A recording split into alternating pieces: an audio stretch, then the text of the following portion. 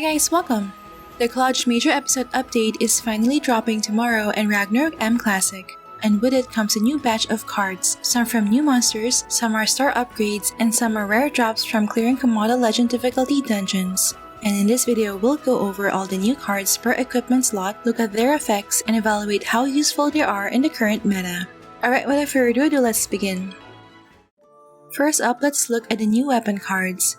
Nuka card is a weapon card that increases auto attack damage by 1% for every weapon refine level plus 1, giving a total of 15% AA damage bonus if inlaid in a plus 15 weapon. It also grants a 5% chance to strip the enemy's headwear when doing auto attacks. This makes Nuka card one of the best in slot cards for AA builds both in PvE and PvP. There's a small chance to get this card upon clearing the 3rd floor of Museum Legend. Footgear card is a weapon card that grants 10% life steal effect on physical skills, but it can only be triggered once per second. Since there's already a Cobalt Leader card to sustain the HP of classes that attack using target lock skills, Footgear card will be more useful for classes that rely on physical AoE skills. Its versatility of being effective for all types of physical skill attacks also makes it a good option for players who build various physical classes and want a flexible one-card solution for survivability. There's a small chance to obtain this card upon clearing the 3rd floor of Museum Legend. Kamara card is a weapon card that gives 5 luck and a 5% chance for magic skills to crit, which scales up to 20 luck and a 20% spell crit chance if your weapon is refined to plus 15. When deposited in the handbook, it gives 1.1% spell crit damage for every 6 points of luck instead of just 1%. So if you only have one copy of this card, it might actually be more useful to deposit it than to equip. There's a small chance to obtain this card upon clearing the 3rd floor of Museum Legend. Seed of Yggdrasil card is a weapon card that grants magic skills of 5% life steal effect but reduces HP recovery by 100%. This means that magic damage dealers now have some form of self-sustain as they can restore HP based on 5% of every magic damage dealt. This card is dropped by the MVP Seed of Yggdrasil in Floating Star Rock, Endless Tower, and Chaotic Invasion.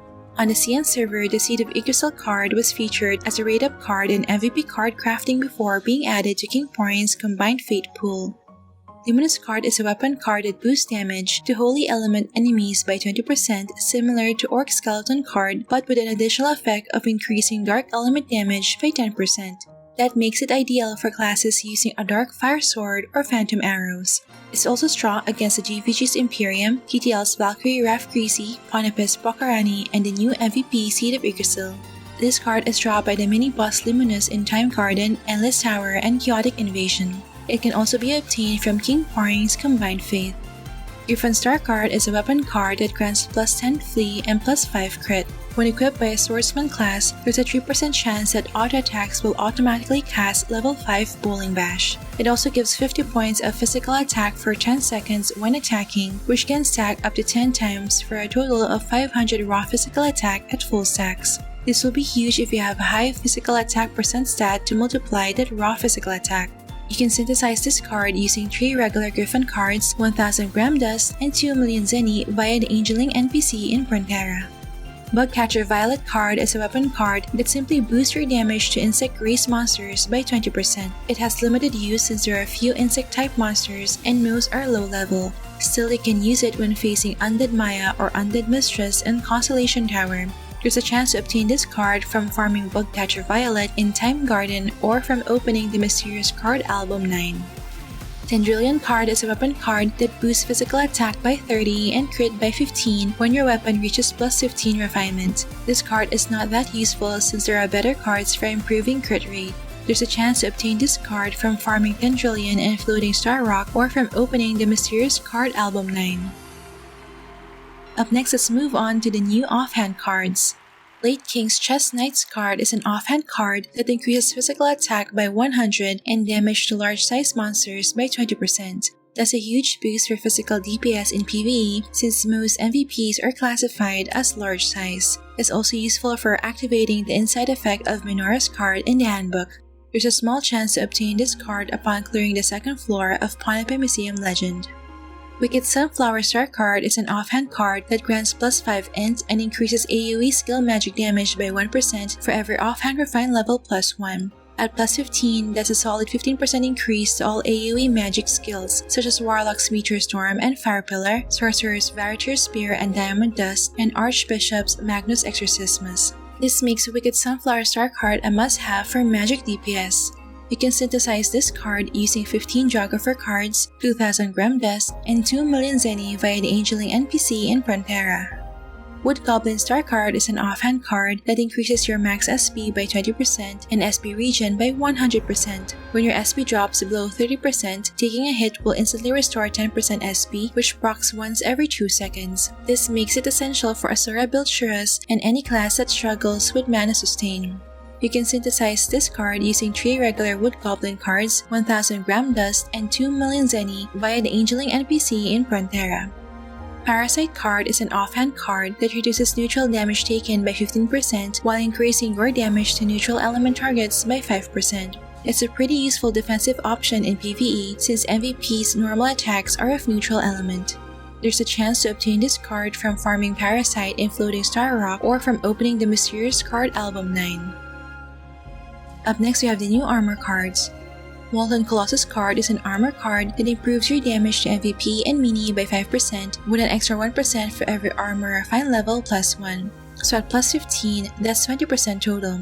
If you have another copy deposited in the handbook, you gain another 5%, bringing it to a maximum of 25% damage increase against MVP and Mini monsters. This makes Molten Colossus card the best in slot armor card for PvE DPS.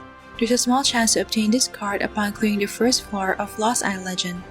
Orclord Star card is an armor card that gives a 5% chance to reflect physical damage for 5 seconds when hit by melee physical attacks. If the reflect triggers and you have another copy deposited in the handbook, you restore HP based on the damage dealt back. In addition, it restores your HP equal to 15% of the actual damage received from physical attacks. This makes it a solid choice card for tanks encountering physical DPS in PvP and GVG.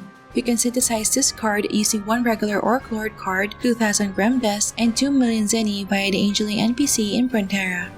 Lollyroar Star card is an armor card that boosts max HP by 1000 and skill damage reduction by 10%. It also provides 2 healing triggers, a 15% chance to cast level 10 heal when attacked, and a 25% chance to restore 10% HP when you get hit by a skill while your HP is below 30%. That sustain makes it a great choice for tanky supports and frontliners who need extra survivability. You can synthesize this card using 3 regular Lollyroar cards, 1000 Gem Dust, and 2 million Zenny via the Angeling NPC in Frontera. Dull Devil card is an armor card that boosts magic damage reduction by 8% and max HP by 500. This card is not that useful since there are better armor cards available for reducing damage, such as Tara Frog card. There's a chance to obtain this card from farming Dull Devil in Time Garden or from opening the Mysterious Card Album 9. Up next, let's look at the new Garment cards. Jewel card is a garment card that grants 5% AE damage with additional 0.1% AE damage for every 5% crit damage stat you have. So if you have 350% crit damage in the stat window, you'll gain a total of 12% AE damage. This makes Jewel card a good alternative to Dragonfly Star card, especially if you prefer to stack crit damage instead of Agi for scaling. There's a small chance to obtain this card upon clearing the 3rd floor of Pawn Up Museum Legend. Chekiji Star card is a garment card that grants plus 2 strength and plus 20 physical attack. In addition, for every 6 strength you have, you'll gain additional 0.1% physical attack. It's not that good compared to Vagabond Wolf Star card, which provides higher physical attack scaling. You can synthesize this card using 15 Gibet cards, 2000 Gem Dust, and 2 million Zenny via the Angeling NPC in Frontera. Up next, we have the new Footgear Cards. Phantom Dragon Galliaronton card is a Footgear card that increases skill damage reduction by 10%. It also has a unique effect that temporarily changes your race to dragon when under an abnormal status, meaning the enemy's demi-human damage modifiers won't affect you. This card effect can be triggered by AA classes wearing the Sakura Puppet back item, which applies bleed status to yourself when doing auto attacks. There's a small chance to obtain this card upon clearing the 1st floor of Pawn Up Museum Legend. Dark Lord Star card is a Footgear card that gives a 20% chance of casting level 10 Meteor Storm when receiving physical attack skills. In addition, it increases your resistance against all types of abnormal status by 25%. Just note that it is coded as State Def, which means that it doesn't stack additively with individual status resist. It's a good offensive and defensive card for magic damage dealers since level 10 Meteor Storm inflicts multiple ticks of fire damage and can even stun the enemy's hit. You can synthesize this card using 1 regular Dark Lord card, 2000 Ram Dust, and 2 million Zenny via the Angeling NPC in Frontera. Up next, we have the new Accessory Cards. Devil Governor card is an accessory card that increases your skill damage by 5% and final damage by 10%.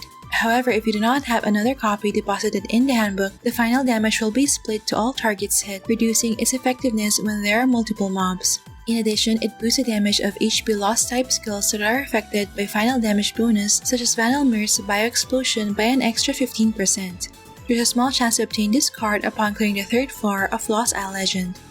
Sea Spirit Totem card is an accessory card that increases max HP by 10%. Additionally, it grants an HP shield equal to 50% of your max HP for 15 seconds after being resurrected. You can use it together with an Osiris Star card in your other accessory so that you'll be resurrected with full HP and SP plus a 50% HP shield.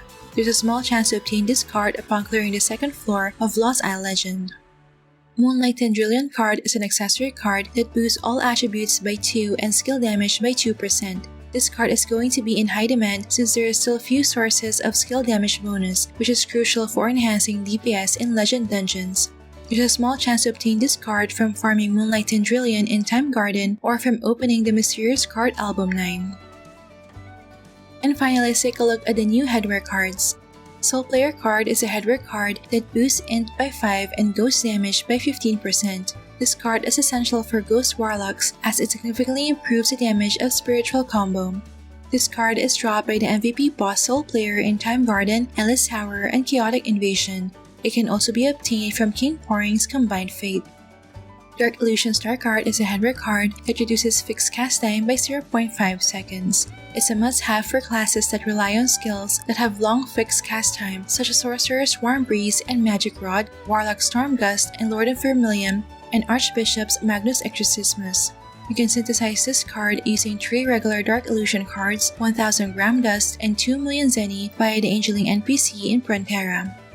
Gem Spirit card is a Headwear card that boosts AA damage and gear attack speed by 5%. It's a budget-friendly option for AA builds if you do not have an Adhabla card. This card is dropped by the mini-boss Gem Spirit and Floating Star Rock, Endless Tower, and Chaotic Invasion. It can also be obtained from King Poring's Combined Fate. And lastly, the Mimi Monster card is a Headwear card that grants plus 5 int and plus 5 dex. It's a decent filler for ranged physical and magic damage builds during early to mid-game when you still don't have better Headwear cards. There's a chance to obtain this card from farming Mimi Monster and Floating Star Rock or from opening the Mysterious Card Album 9.